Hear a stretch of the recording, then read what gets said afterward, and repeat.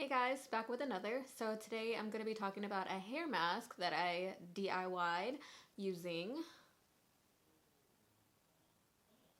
this magical stuff. Like, it's honestly best thing ever.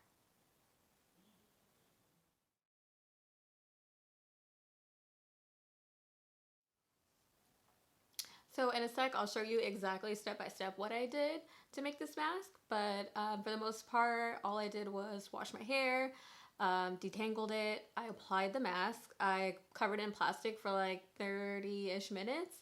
And then I rinsed it out in the shower and conditioned it. And literally, I'm an air dryer. I don't diffuse or anything. So I did it this morning. So it's been quite some time. It's about 3 in the afternoon. But yeah, these are the results. Highly, highly, highly 10 out of 10 would recommend.